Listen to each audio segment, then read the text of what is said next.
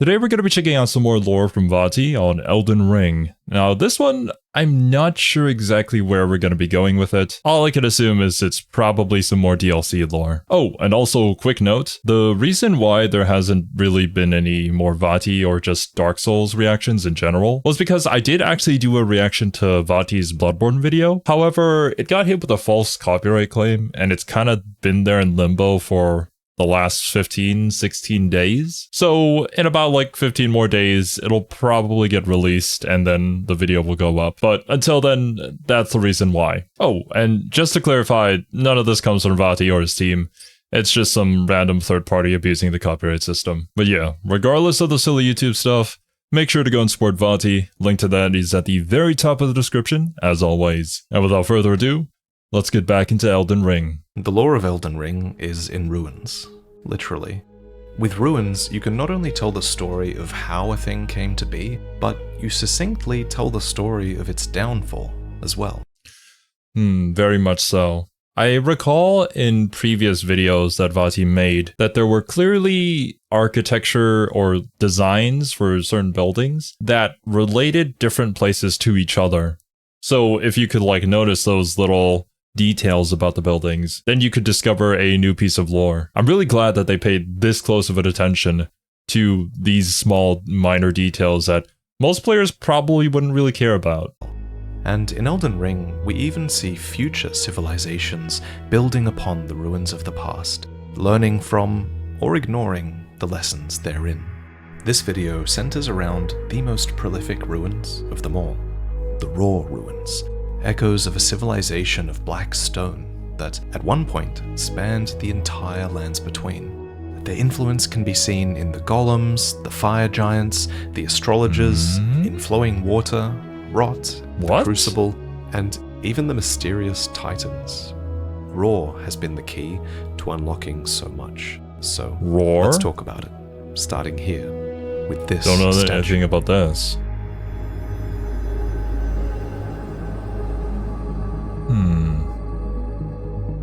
To me, this statue is perhaps the most intriguing thing in the realm of shadow. It's the figure of a woman with braided hair, long robes, and an octagonal headpiece, and it has an aura, doesn't it? It's found all over the place in Raw, and in each spot it just radiates power. In front of this statue is the item that will kickstart this entire video, the verdigris discus, a round talisman made of verdigris, which is a real-life term for a blue-green patina that can form on copper or brass. I did not know that. Verdigris is described as a corroded metal, known for its heft.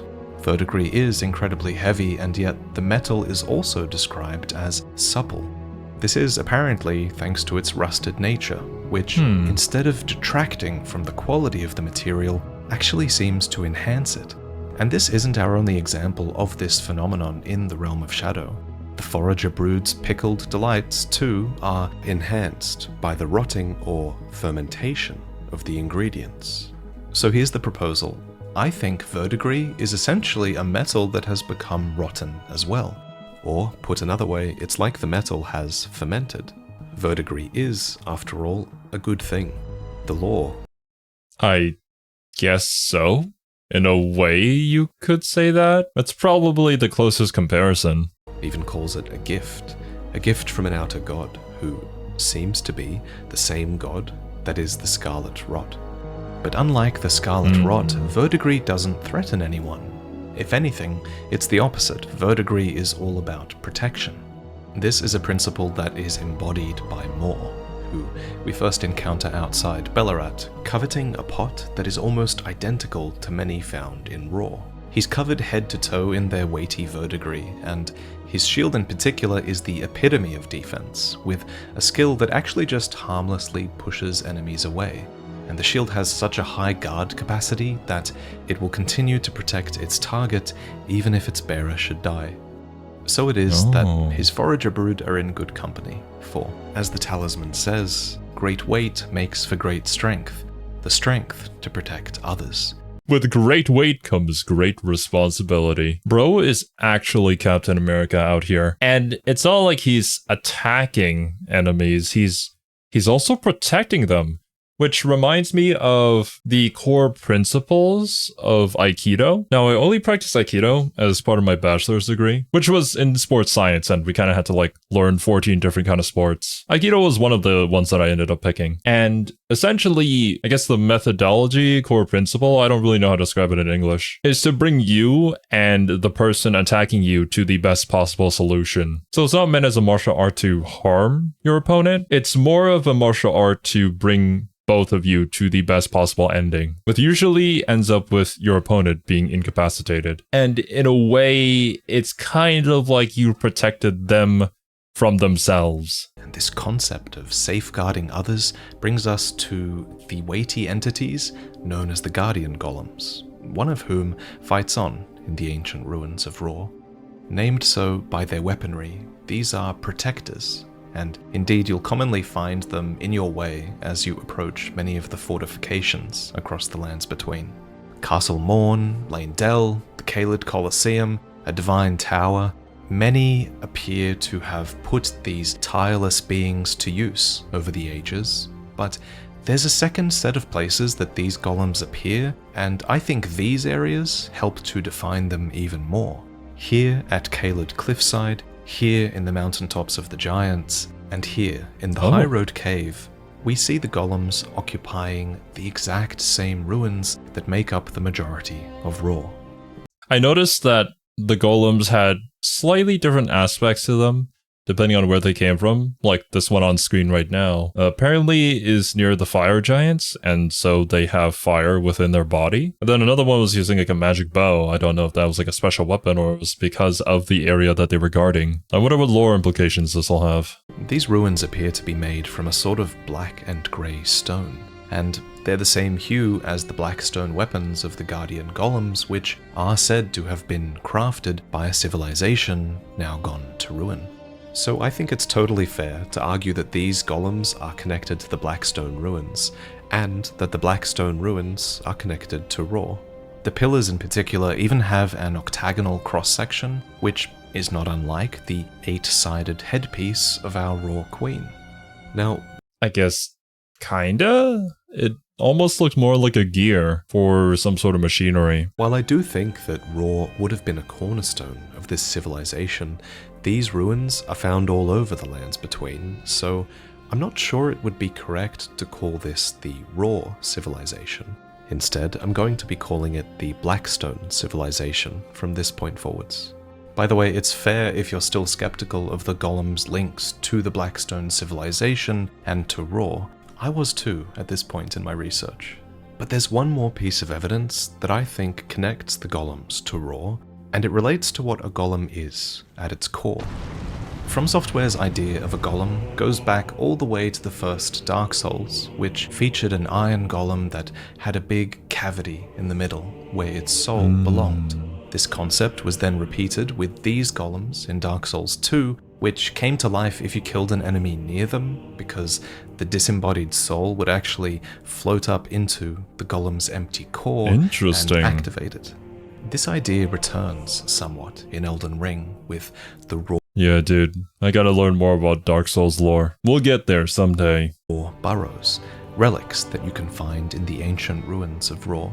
It's an oval-shaped stone. Oh, that's how you spell raw. I thought it was like roar, R-O-A-R, but yeah, this makes a whole lot more sense. But yeah, it does have a small nest-like hole here as described. So it probably functions in a similar fashion to the golems, or like it's the thing that encapsulates or contains a spirit and then uses that to power up the golem. Bearing an engraving, and in the center of the stone is a small nest-like hole that can become inhabited by a sprite, at which point it becomes known as a sprite stone. The word sprite is a Middle English spelling of spirit, and can also refer to an elf or fairy type creature. And I think these definitions are useful. Sprites in Elden Ring do seem to be a sort of soul, just with a bit more character. The fire sprites, for example, can be found within the embers of Mesmer, and they can crawl, smouldering across the ground. Then, when released from a burrow, they bounce chaotically along the ground, almost as if they have a will of their own. Of all the sprites, it is said, the fire sprites are the most boisterous in nature. That wording, of all the sprites, also seems to suggest that there's more than just a couple of types of sprites. Now, I wish I could remember where, but somewhere I read a comment where someone proposed that the lightning orb enemies might be sprites as well. And I love that theory because these things are literally never mentioned anywhere, and you can't target them like a normal enemy, so the idea of them being some elemental sprite of nature is a great theory, I think, and I think that's the best theory we've got on these guys. As for the regular sprite stones anyway, these require crafting materials from horned beasts, which are noted to be particularly spiritually potent. With a piece of their calculus and their horn and a burrow, one can house and release the captured sprite at will, which results in a spiritual explosion and glittering lights. So we learn about these sprites from the Antiquity Scholar's Cookbook, crafting techniques left by the horn-scent academics who studied the ancient ruins of Ra. It's a reminder of how ancient Ra is. So yeah, it's even before the Horn-scent civilization that ended up getting burned down by Mesmer. In the times of the Horn-scent, these were still ancient ruins, and they saw great value in digging through them. It's for this reason that I think the true purpose of the Ra burrows might not have been particularly well understood. Sure, the bonds with the sprites were made to be broken with these sprite stones, but I think that, more generally, they were also proof that Ra was learning how to harness spiritual energy and put it to use. And the best use for spiritual power that the Blackstone civilization could have found, I think, would have been the golems, who, just like the sprite stones and other traditional FromSoft golems, appear to be stone inhabited by soul. In one theory proposed by Nameless Singer, who is a creator that I'm going to be citing throughout this video, the Guardian Golems, which burn at their core, might have even been powered by fire sprites. No, okay.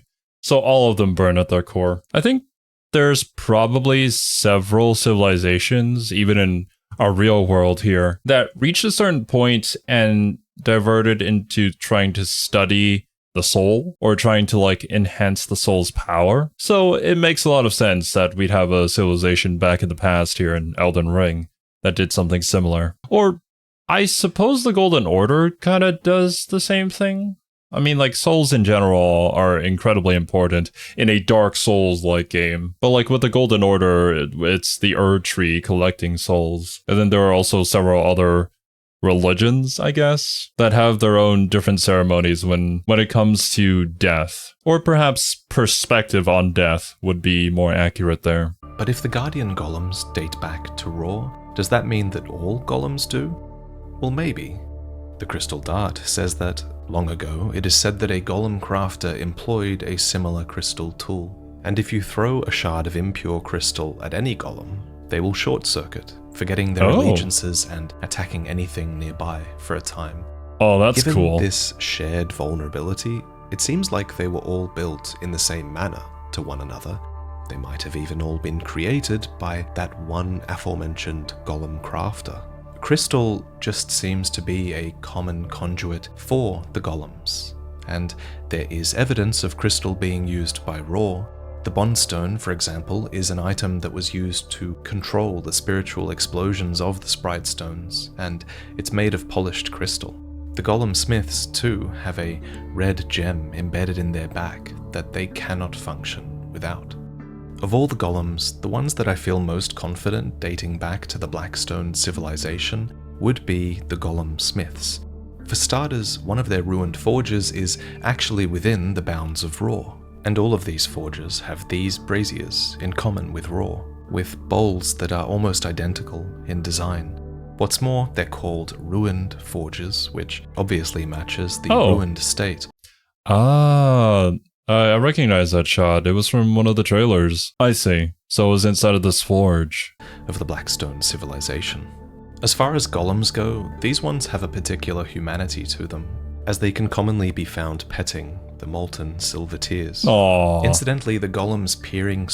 Well, the humanity contained within them is probably the soul that is trapped within. Because I'm assuming all the souls that they used were human souls originally, and then they ended up becoming the fire sprites or whatever. Which actually makes me wonder, what exactly decides what element of sprite you become? Is it just the color of your soul in a way? Like based off of your personality, or maybe there's some sort of hidden value that you're more elementally aligned to this thing, which I guess would kind of make sense. Like maybe you're better at a certain type of magic, and so that corresponds to something to do with your soul. I don't know. We're getting into the deep stuff that we probably won't cover in this video. So intently here might align with the part of the description of the smithing talisman, which reads, "In ancient times, smithing was a divine act, and the blacksmiths interpreted the script they perceived in the wrinkles of molten steel to imbue weapons with souls.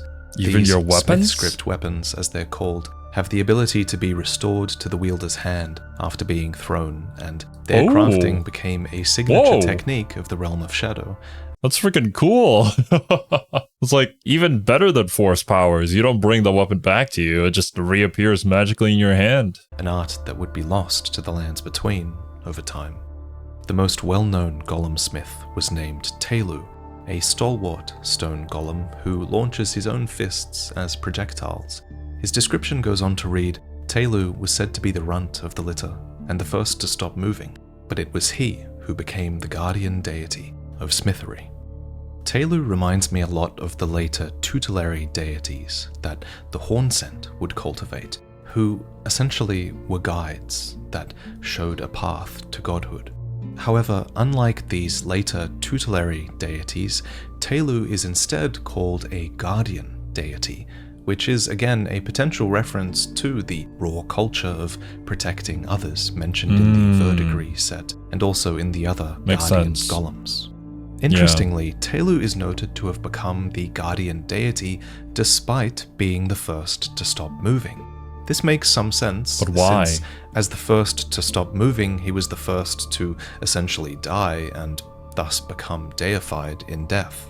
Incidentally, I also think this is a little bit of extra proof that the golem smiths originated in Raw, since Telu's forge is actually the one that's in Raw, where he was the first to stop moving, and thus it might be one of the earlier forges.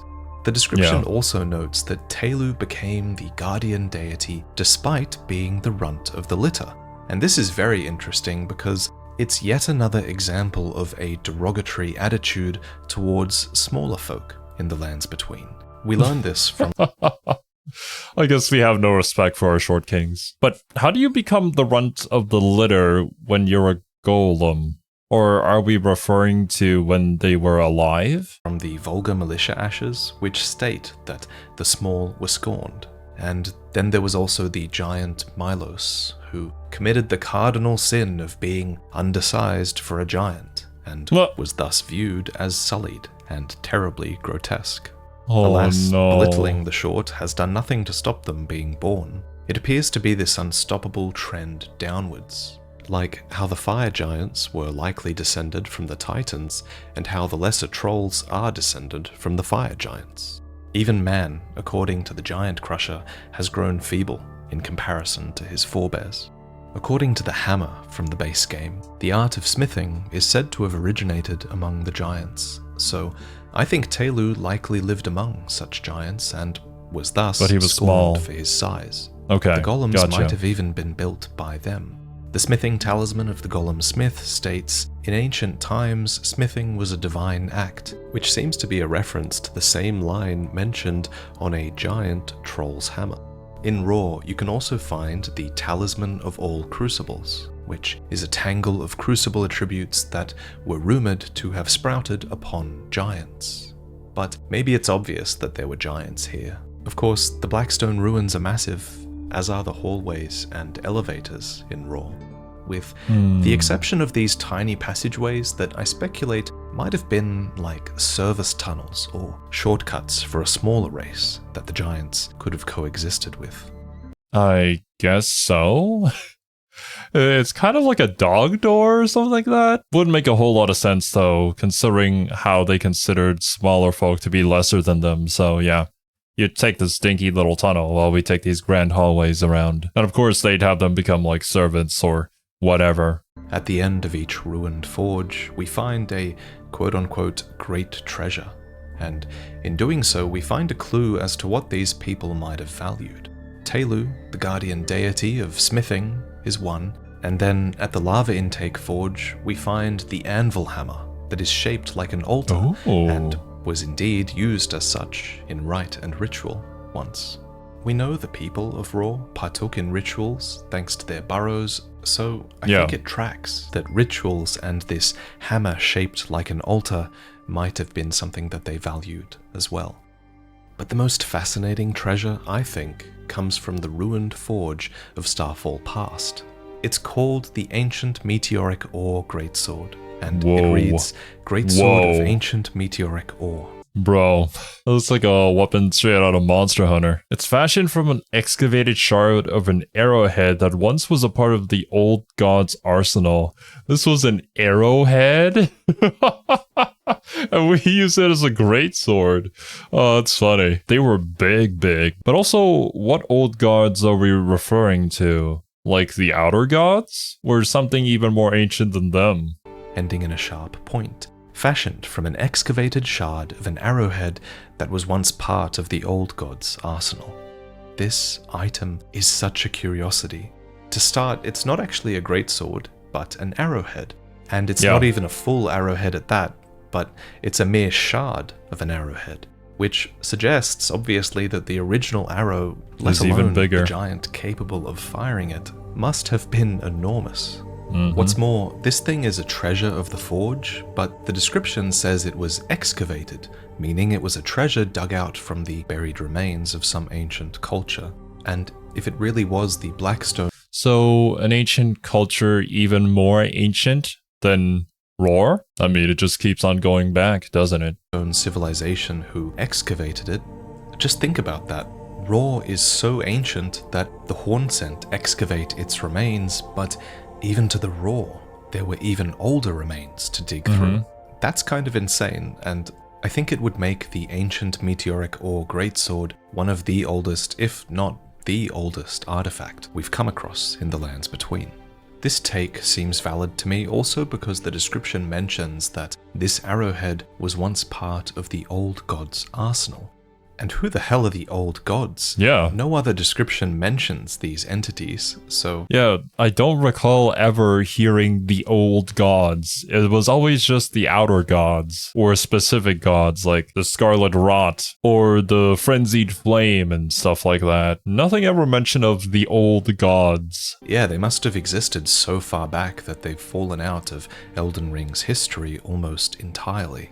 Whoever they were, their arrowhead generates an electric charge of white light that, again, is unlike anything else seen in-game. The only other items that I can think of that generate this sort of light are the Serpent Hunter, which manifests a long blade of light and was also a weapon used in the ancient past, or maybe the Sword of Light, or Crucible, Bloom, but even compared to these, the electric white light generated by the arrowhead it's not is quite very the same. unique.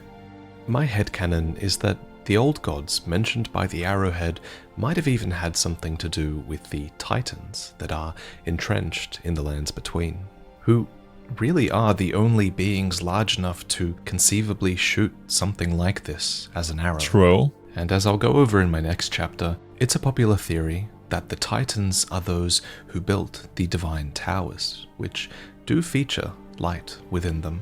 These are structures that have been co-opted by the Fingers, but their true purpose has been lost to time. The Divine Towers actually also have meteorite embedded within them, and might have even originally had a large piece of meteorite encased in the center at the top of the towers, where the two fingers eventually came to be.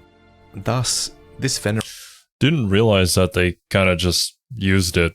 I thought they built it specifically for the two fingers, but no. It was built by an ancient civilization. And I mean, if the infrastructure is there, then I might as well use it. It is cool, though, that we're touching upon, like, the distant past here, in order to give more substance to current history. But I think actually learning anything more about them is probably going to be nigh impossible. Like, for one, considering that they're lost to history, and two, it's not really the focus here. Yeah, I feel like it's definitely more of a suggestion that enhances our perception of the world around us. And I mean, you could argue that all lore is basically just that, but the Hornsent and the Rar civilization here are just much more tangible to see, I would say, than this distant past of the old gods and the titans. It does provide a good explanation, though, for like why the Rar civilization valued size and scorned those who were small, because I'm assuming back then there were titans and those were like the old gods and you wanted to be more like them, so if you were small, then you were not cool. Generation of Starfall and its meteorite is likely something that traces back to an age of Starfall past. There's one piece of evidence that even suggests the giants were some of the earliest astrologers, but it comes to us from cut content, so I'm a bit wary of putting too much stock into it. Nonetheless, here it is. The legendary spell, Founding Rain of Stars, thought to be the founding glintstone sorcery, was once instead called Goliath's Rain of Stars, with the name Goliath surely being a reference to the giant from the biblical tale of David and Goliath. Now again, this is cut content, but I do think at the very least that it proves that we're speculating in the right direction, that there was a veneration of starfall and meteoric ore amongst the giants, and that it would form the foundations for many cultures of the world to come. This leads us to the astrologers and the fire giants, who seem to connect to almost everything we've discussed so far.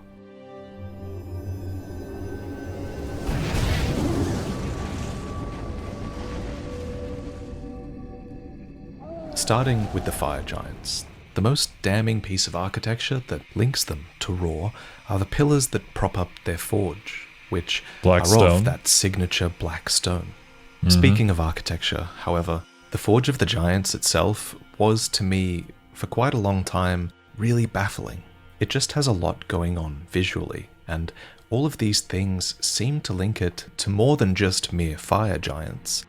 It's propped up by black stone pillars, yes, but it also has chains that are attached on rings that depict great serpents. Not only that, but if you look at the patterns on the forge and its platforms as well, you'll notice that these patterns are an exact match for patterns upon the Divine Towers. And finally, the forge itself, like the Divine Towers, is enormous, dwarfing even the architecture of the Blackstone civilization and the fire giants as well. Thus, I was kind of forced to reject the obvious idea that the fire giants built the forge, or at least I was forced to reject the idea that it was built by any of the relatively small fire giants that we know.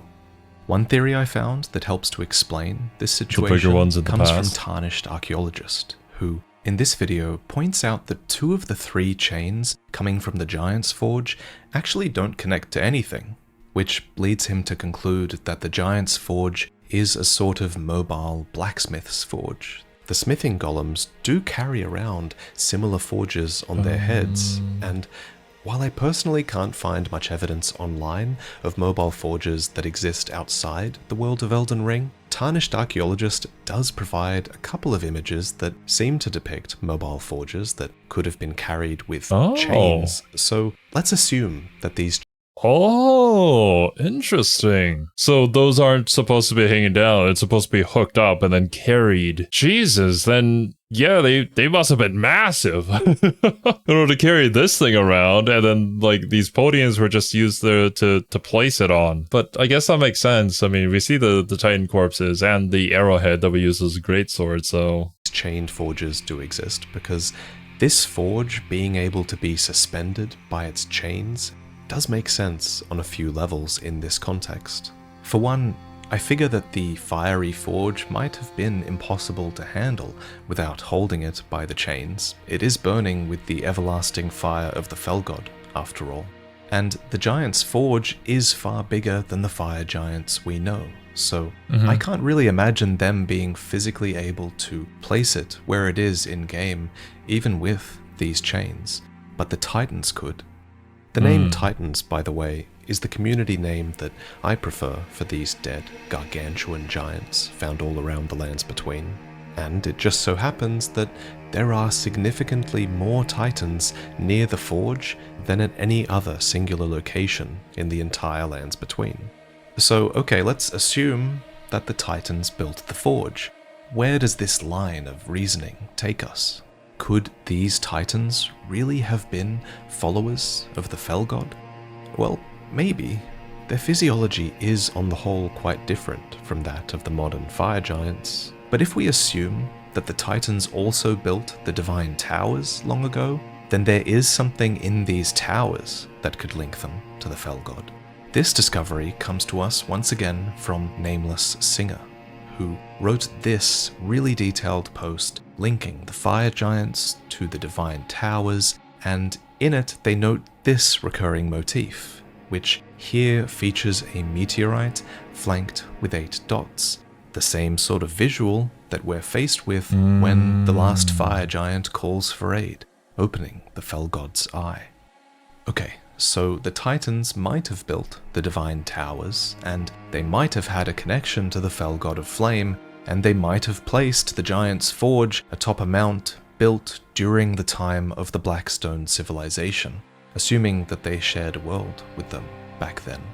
But then what? What could have caused these titans to fall? Yeah. Well, to cite another theory by tarnished archaeologist, there might have been a cataclysm.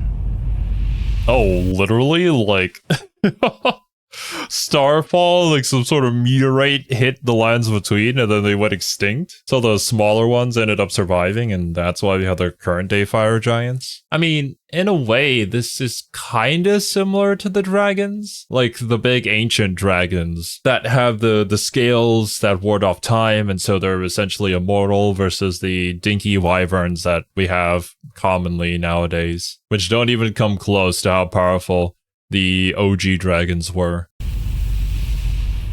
Much of the architecture of the Blackstone civilization is underground, to a point that seems to go beyond simple stratification over time.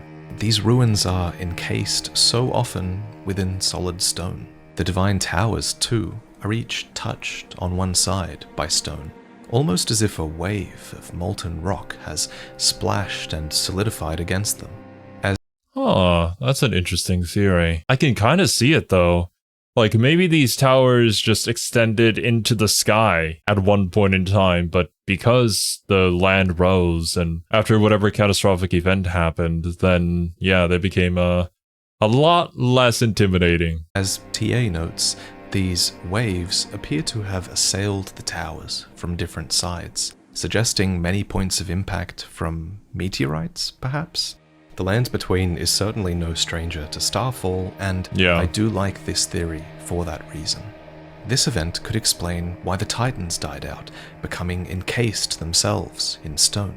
It could explain why Roar would later excavate treasured shards of meteoric arrowheads from an earlier civilization. That's excavated because, you know, it's buried deep underground now, because of whatever disastrous event happened in the distant past. Explain why the surviving fire giants were physically displaced from the peak of the mountaintops, but not ideologically displaced from their Fell God, the worship of whom could have persisted in the years to come, surviving amongst the smaller giants who, like smaller creatures so often are, might have been better suited to live through an unprecedented meteoric impact. Yeah. But I really should offer a big disclaimer here, because this isn't just my usual speculation, it's speculation being built on top of speculation. I basically just argued that the Giant's Forge has unique architecture, therefore it must have been built before the Fire Giants, therefore the Titans put it there because it looks like a mobile forge, and that the modern Fire Giants lost their connection to this place thanks to a cataclysm of molten rock. That's a bit of a house of cards. And if any of those premises turn out to be wrong, then the subsequent theories built upon them will suffer as well. But all that said, this is still definitely the interpretation I choose to believe. I mean, it's an exciting interpretation, and one that I hope is true. I feel like this might be one of those things where the dots will never be able to be officially connected. Because while the devs obviously thought about a lot of this and like the different connections that everything has with each other, there's bound to be a few things here and there that we're kind of like making our own leaps and bounds, and maybe the devs are kind of listening and being like, oh yeah, that would be a cool idea. Why didn't we think of that when we made it? It's a theory that has reconciled a ton of questions I had about the lore, and as such, it's extremely satisfying to believe it. Yeah. But therein lies the danger, I guess, right? Very much so. Anyway, if I ever change my mind, I'll try to work it into a different video and let you know. But I really love this idea that the Titans set up the forge and then were wiped out, because it answers another question I had while making this video, and that was, why did the modern fire giants so desire to access the peak of the mountaintops in the first place? According to the Borealis' Mist incantation, the ice dragons were once lords of the mountaintops long ago, until they were defeated by the fire giants and chased from the peak. Before, I was having trouble understanding why the fire giants would want to build the forge so high up in the mountains. But if we assume that the Giants' Forge was already set up by the Titans, then the Titans were wiped out, and then the Ice Dragons settled here, then that would explain why the Fire Giants would have fought so hard. They want to reclaim their heritage. It's this instinctual thing to return to that place. Weren't just fighting for the mountaintops, they were fighting for access to the peak specifically. Perhaps because they wanted to reclaim the peak that held the Giants' Forge, a key part of their heritage, and an everlasting source of the Fell God's flame. Although, again, this is just speculation.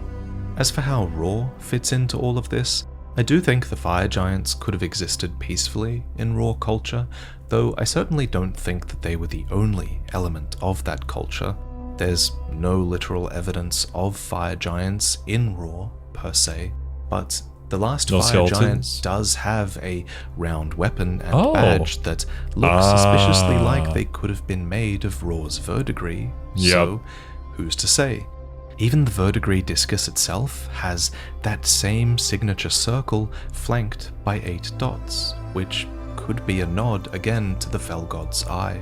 And remember, the verdigris talisman likely already references the god that is Scarlet Rot. So, to have 2 outer gods potentially referenced by the same item is kind of crazy, and it might even support the idea that the Raw were a polytheistic society, which is a theory I really like, proposed by user IllEntertainer3249 on Reddit. All of this speaks to me of a wider theme of nature being in balance when it comes to the Blackstone civilization, a point that we'll touch on more in the next chapter. That's not to say that there wasn't conflict in this pre-Erdtree world.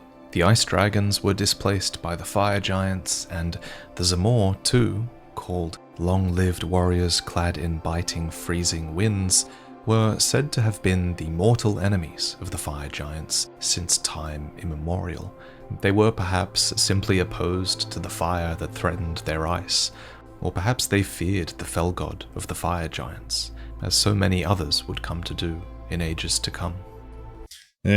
Well, conflict will always exist no matter what, no matter how far back in the past and no matter how far into the future you go. Vaati did mention earlier though that like even the water had a connection to all of these other things, so that's probably going to be something we're touching upon in the next chapter. Or maybe he said water, but it's probably more nature in general.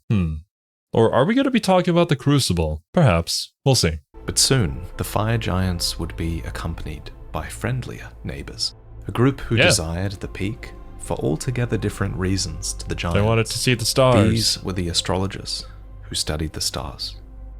In contrast to the fire giants, it's easy to understand why the astrologers sought the icy mountaintops. High places are the perfect locations for stargazing in the lands between. We can look at the skies from the moonlit plateau in Liurnia, or even the sky from Raw, as some proof of this.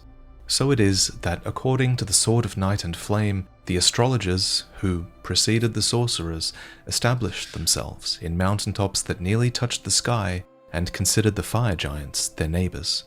Man, we get so much lore from this one sword. I can't remember how many times Vaati has mentioned this sword. As stated in a previous video, the word neighbors certainly seems to suggest friendly relations between the two factions, which is significant considering how the fire giants treated the Zamor and the ice dragons. However, the astrologers were likely different. These were people that venerated the stars, and as we speculated, the giants too might have adored the meteoric ore of Starfall past. I mean, yeah, they have kinda similar goals, they worship the same things, and it's not like the astrologer's goal would have interfered with the fire giant's goal, so it makes sense why they were able to get along. Unlike the ice dragons, who are probably very territorial, or like the ancient ice warriors, I forgot how to pronounce their name, kinda just being like the perfect enemy for the fire giants, being complete opposites to each other. So perhaps they had this in common. In the mountaintops of the giants, across an invisible bridge that Nameless Singer points out as suspiciously similar to the one found in Raw, is the founding glintstone sorcery. With it, the glimpse of the primeval current that the astrologer saw became real, and the stars amber rained down on this land. In this way, the astrologers were the ones who became the primeval sorcerers, exploring unrestrained lines of inquiry that would go on to become prohibited. For their discoveries unearthed. Maybe they should have stopped when the gems started growing out of their heads, but, you know, infinite power and all that. Unearthed many disturbing truths. Truths that broke the sorcerers that discovered them entirely. One such distasteful practice was the imbuement of glintstone with one's soul. Okay, I still find it incredibly funny that, like, probably one of the most attractive characters in the game, they made her and then put a mask on her. Like, god dang it. In this way, the old sorcerers would slice open their hearts to preserve and transplant their souls, to die and rise again, provided they could find a compatible new body. So, stone imbued with a spirit. Where have we heard that before? Yeah, so turns out primal glintstone looks eerily similar to the raw burrow, with a ridged exterior and a hole for a sprite. A donut, or rather, a larval tear, or the soul within. Earlier we mentioned how crystal was commonly used alongside the burrows of the raw with their bondstone and the golems, and apparently glintstone was applicable for this similar ritual as well. So here we return to the idea that the fire giants liked having the astrologers as neighbors. In fact, they might have even been more than happy to have them settle nearby. For they were homies. Both might trace their origins. They had barbecue back to nights Raw. together. They might have even been kin. Again, I do think that the founding glintstone sorcery, originally being called Goliath's Reign of Stars, might have been hinting at a relationship like this. If you're interested in following this line of inquiry further, then I'd highly recommend watching Nameless Singer's excellent video on the topic. In it, they share some incredible observations regarding the Black Rises, which actually feature a cross-section identical to that of the Blackstone Pillars. And my project partner, Miss Pap, also noticed that this exact same gap that's present here is also present here in Raw. The gear-shaped thing. thing Of a divine tower as well. Nameless Singer eventually goes on to suggest that the people of Raw might have had a sort of alliance with the taller fire giants, and they also suggest that the golems might cleave close to the same wisdom in stone that the Crystallian possess. In this video, they also point out that the primeval sorcerers coined many of the aqueous terms for the cosmos, like torrent and rain, words that might have been inspired by an importance of flowing water to Raw society. Now, it seems paradoxical. Okay, here we go with the water stuff. And isn't Torrent the name of our steed? Flowing water could be so important to the Raw, who we've established have a strong connection to rot, which is characterized by stagnant water. And yet, that's what Nameless Singer proposes in their video, and I think it's true. Oh, well, I mean, we suggested that they have a harmony of nature, right? So they recognize all, and they recognize several different gods in their own culture. So yeah, makes sense. Gotta have a balance of everything. Although I must say, like, the architecture around here specifically is very beautiful. Like, this is the type of ancient ruins that you stumble upon in a fantasy video game and you're like, holy shit, I want to explore that. I think the Raw did value flowing water, as did the Blackstone civilization.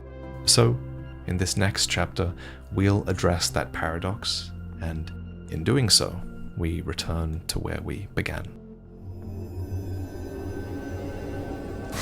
Oh shit. I might have gotten them confused now. I forgot. The Raw and the Blackstone are not the same. The Blackstone came before the Raw, even. And then after the Raw was the Hornstone, and then after the Hornstone was, yeah, okay. There's just so much information. Trying to keep track of things is difficult. What was that whispering? One second. I didn't hear it very well.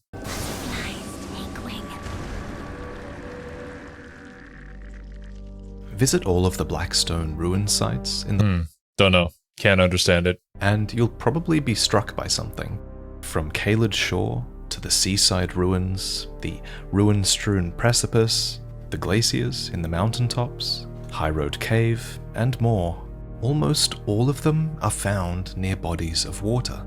Now, one could argue that it's the water that has eroded the land and revealed these sites of ruin. But what if it's the other way around? What if From Software want us to question the importance of water to this civilization?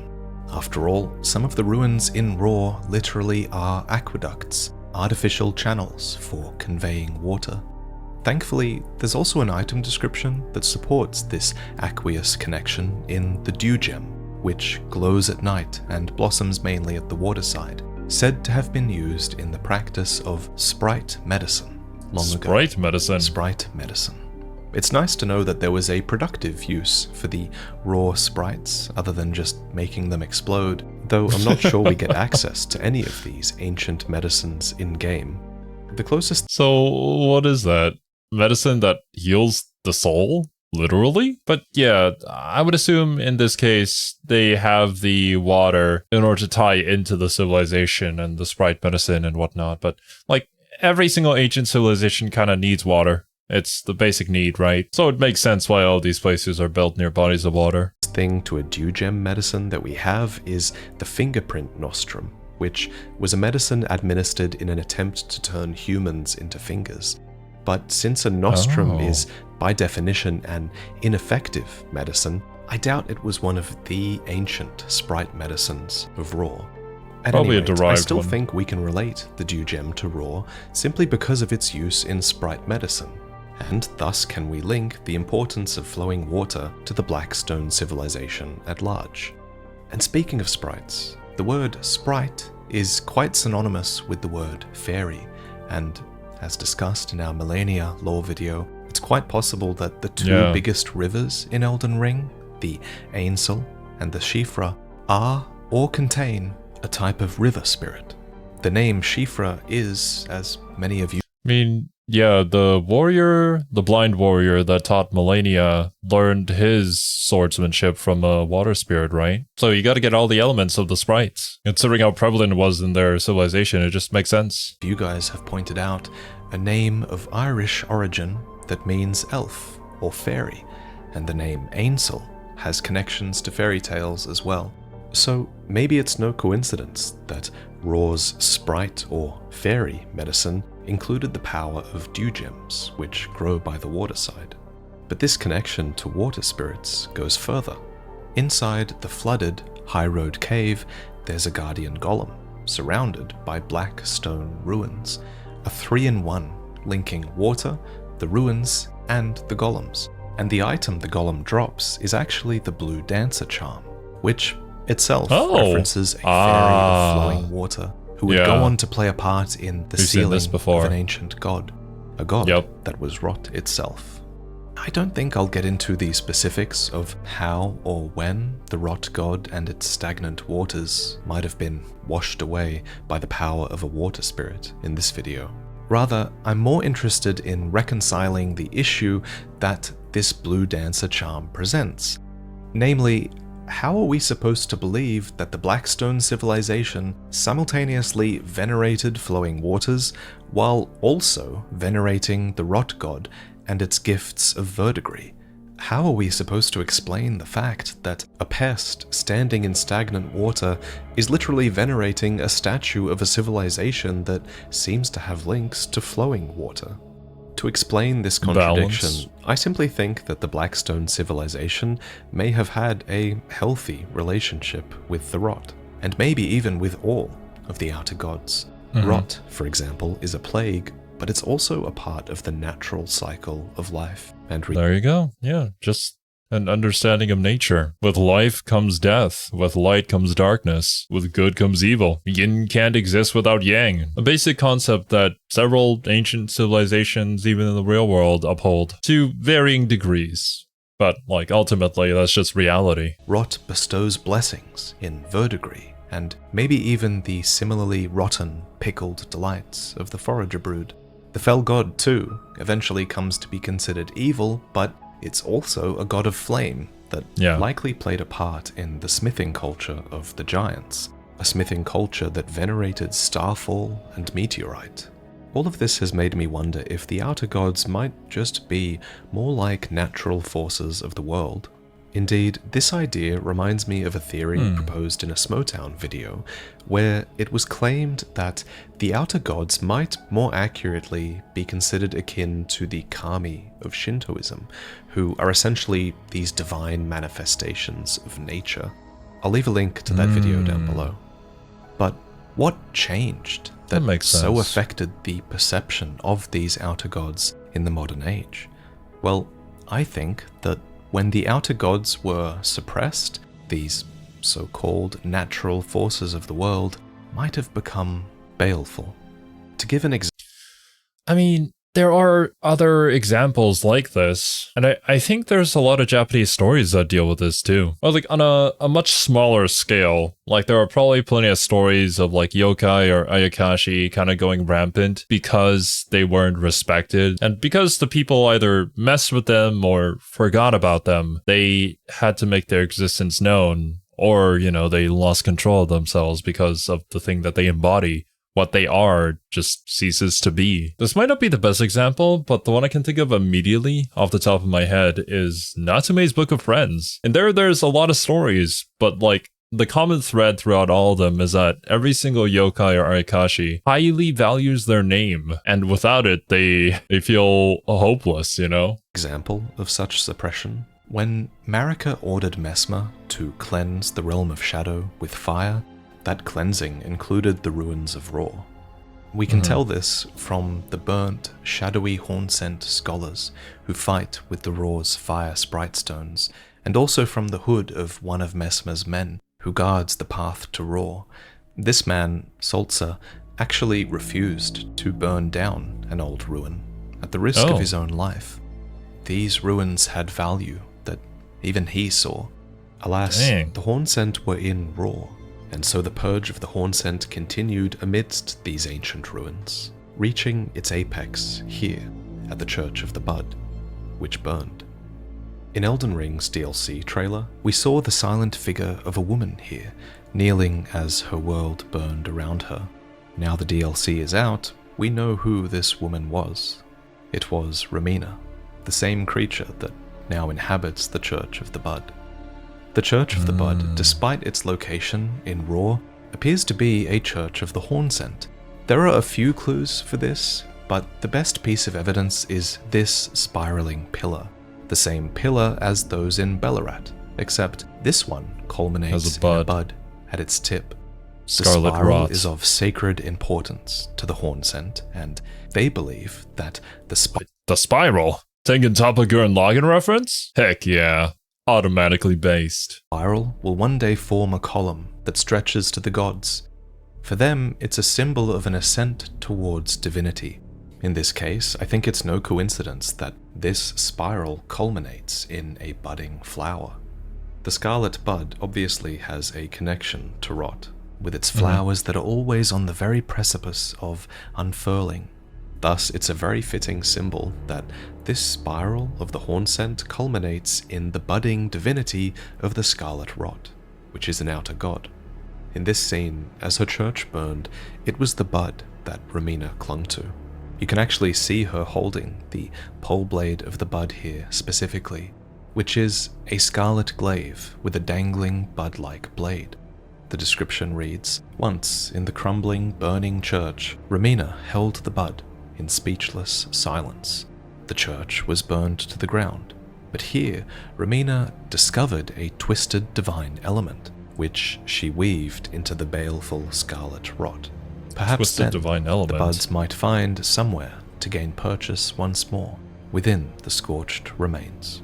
So I believe this pole blade had been enshrined in the Hornsent Church, perhaps out of reach until the church burned down. And then, later, just like the Blood Fiends, who also discovered a twisted deity as a result of their torment, Romina made contact with Rot, and it began to change her. The Scorpion, as we speculated ages ago, with the Scorpion's stinger, is an aspect of Rot's divinity. So, the form of that's likely what the Scarlet Rot God looked like when the blind warrior went to fight him. Or actually, I don't know if that was confirmed, but that was what we speculated or theorized based off of that one blade that we showed earlier. Scorpion was the one that Romina took on.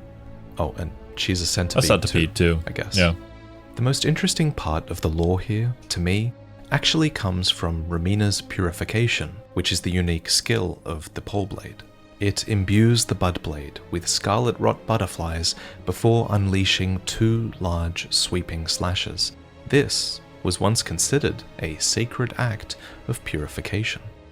The idea of this being a sacred act of purification seems ironic, coming from a weapon that inflicts Scarlet Rot. How can the rot be seen as purification? Or, as the Japanese call it, an exorcism? Who was using this weapon in such rite and ritual? Well, I feel like there can be 2 answers for that. Option 1 is that it's a purification in the Hornsent sense, which reminds me of the rotten tooth whip that was a part of the ritual to stuff shaman in jars and get them to ascend to sainthood. The Hornsent have a bit of a bad habit of issuing suffering in the pursuit of divinity and dismissing any notions of wickedness while absorbed in such ritual. So perhaps, since the pole blade of the bud was in their church, perhaps they wielded it in their rites as well. Option 2 is that the purification ritual of the pole blade was used in an earlier age that predated the Hornsent. The Hornsent don't seem to have created the pole blade, after all. Rather, they likely found it in the ruins of Raw and built a church around the spiraling bud, which they accurately identified as an aspect of divinity. So it is that the Scarlet Bud became the symbol of the small church deep in the ancient ruins of Raw. And I should mention, as per the description of the Scarlet Bud, back in those times, the Scarlet Buds had not even been touched by the Scarlet Rot's blight.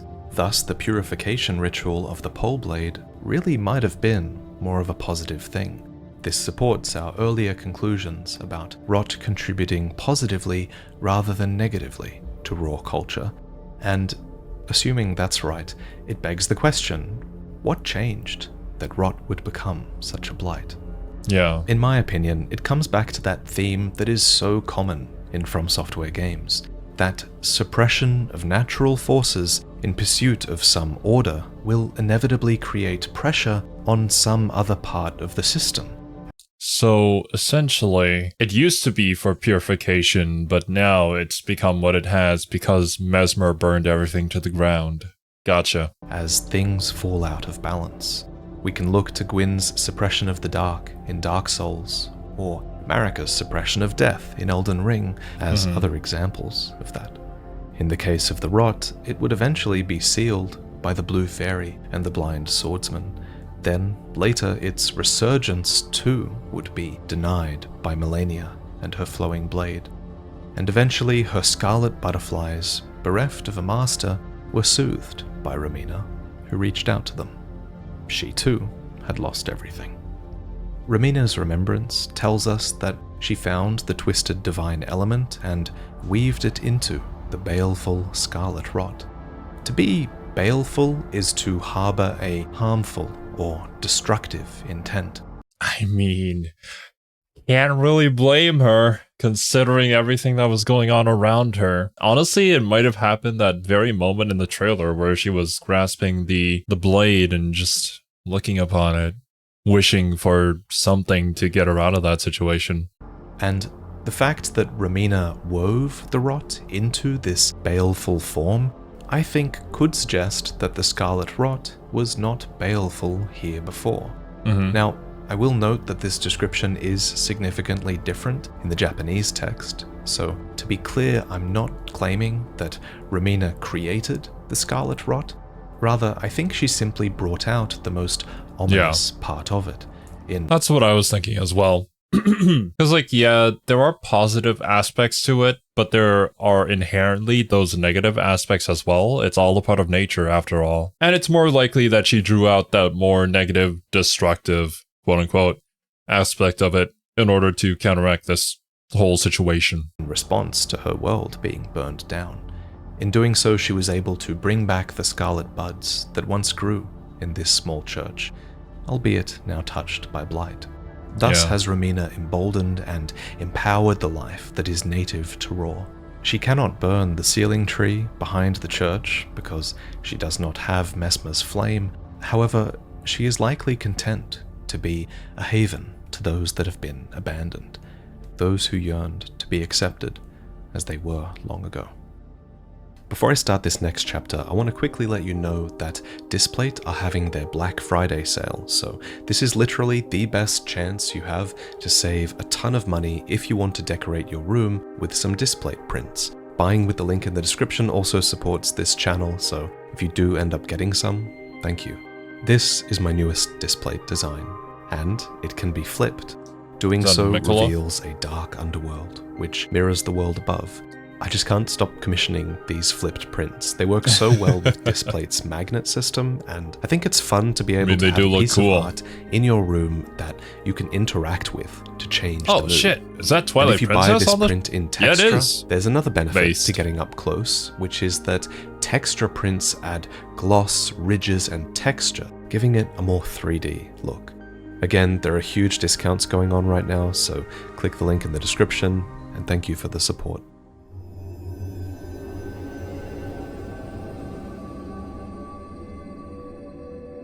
Okay, finally back to the spider scorpions of the realm of shadow have grown larger in recent years, owing to Romina's rise at the Church of the Bud. They've become a far cry from their smaller ancestors, who were once a staple in horn-scent stews. Many of these larger scorpions have grown insect wings, which, on top of the scorpions having spider legs as well, is a lot, and I say that as an Australian. Such is the influence... Oh, yeah, true. I used to have arachnophobia, so, like, staying on this paw screen would have absolutely killed me back in the past. But hot dang, dude. They look horrific. I would not want to fight this thing. Of the Crucible, which often presents as a chaotic conglomeration of physiological aspects on creatures that do not typically bear them. Our best example of such medley comes from the so-called Mother of all Crucibles, which is a giant mass of intermingling crucible attributes. As mentioned earlier, this is found deep within Raw, and these aspects were rumored to have sprouted upon giants. Raw is where the vitality of the crucible flourished long ago. The aspects of the crucible thorns incantation literally tells us this, as remains of the vitality of the crucible can be seen in the ancient ruins. Our other piece of proof that Raw is the place of the Crucible's origin is Devonia, who can be found standing here, looking wistfully off into the distance, as the Crucible Knights so often do. The Crucible Knights are this disparate collection of knights from a time where the Crucible was still looked upon without scorn. But now we receive the revelation that even they do not seem to know the true origin of the powers they wield. Devonia, for example, is the longest serving of the Crucible Knights, and yet it is said Devonia quested in search of the Crucible's origin, and departed from the lands of the Erd Tree alone. Is this like a similar situation to knights searching for the Holy Grail, never truly understanding or knowing exactly what it is, but yet going out to quest and search for it regardless of that? Divorced from her heritage, she alone has undertaken pilgrimage to understand where or what her roots even are. If we are to narrow the Crucible's physical origin down to one point, then I wonder if it might be at the base of the Tower of Anir Elim. It is so close to Raw that it might as well be a part of it, and Devonia casts her gaze towards this structure. That's where she's perhaps looking. having found the Crucible, but met a dead end. The vitality of the Crucible flourished specifically before the land was enshrouded in shadow, and the Tower of the Hornsent was sealed away in shadow at this time as well, so perhaps Devonia is lamenting that fact. According to the Spira incantation, the spiral is a normalized crucible current that, one day, will form a column that stretches to the gods. This is what the Hornsent built, a spiral tower suffused with life, death, and spirituality.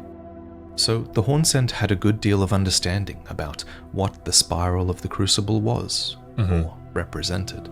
But the spiral is such an enduring symbol in Elden Ring that I think it's wrong to attribute it to just the Hornsent. It's in the braids of queens, it's in the weapons of divinity, it's in the glintstone magic devised by the Karalos Conspectus. Some furnace golems even have this long-range attack of spiraling flame. So no longer do I think that the Crucible is just a physical location. Rather, I think it's also quite a metaphysical concept that infuses all things. It's hard for me to explain, but basically now I tend to think of the Crucible as if it's the causality of life, repeating itself in a spiral as empires rise and fall, but always slightly moving forwards with slight differences. I would actually agree with this explanation. To me, at least, it feels much more compelling to have it be this metaphysical concept rather than be like a physical object or location that it was like the birthplace of life, because boiling it down to that just kind of makes it simple. Whereas here, it can mean so many different things for so many different people. And oddly enough, because of how other media have used this spiral symbolism to portray a very similar metaphysical concept, I'm able to latch my mind or like kind of understand it more than I would if it was just like primordial goo, funnily enough. There's actually a chapter in Berserk that talks about causality being a spiral in this exact same way. Yes, there is. And in Elden Ring, I also think the world Go and read it if you haven't. Causality often changes course thanks to mutations in the DNA of certain characters.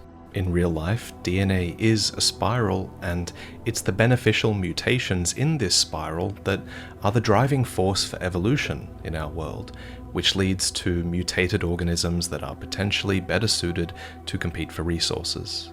Incidentally, there's even a crucible item in Elden Ring that references this same crucible of competition. So I think, thanks to these mutations, certain characters are suited to essentially break the established order of things. Take Bale, for example. In our last video, I speculated that he and his horn-strewn heart were essentially born of a crucible mutation, and it's thanks to this mutation that he was in a position to challenge the Golden Order of the Dragon Lord.